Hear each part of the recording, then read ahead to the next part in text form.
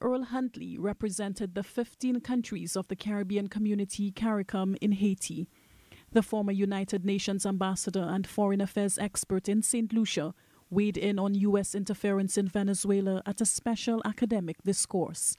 He told the gathering that the U.S. wants to control Venezuelan oil and other minerals, and this was evident during the term of former President George Bush.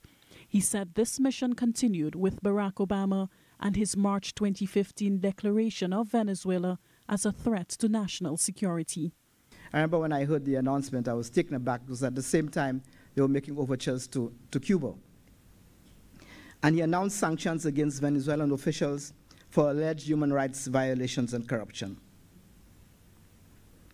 President Donald Trump has squeezed Venezuela's Maduro's even further. In addition to targeted sanctions against individuals and companies, President Trump has imposed broader economic sanctions on Venezuela. Ambassador Huntley says the U.S. has imposed crippling sanctions on Venezuela and, in a strange twist, is now offering aid. It is ironic that the country that has imposed that level of economic sanctions on Venezuela, it's estimated probably about $30 billion worth of sanctions, is now giving humanitarian aid to the same country that it has been squeezing. In fact, the value of the sanctions is much more than the value of the aid that is being sent to Venezuela.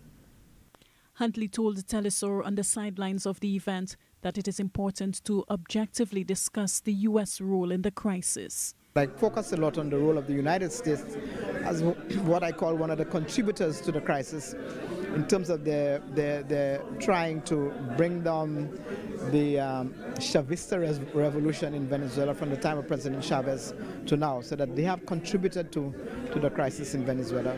The foreign affairs analyst says a report from UN Rapporteur Alfred de Zayas concluded that U.S. sanctions on the country are illegal and could amount to crimes against humanity under international law, but that report is being kept quiet. He says Venezuela is being made to pay for its desire to be independent of the United States, in keeping with Simon Bolivar's ideas of a united continent. Alison Kentish, Telesur, St. Lucia.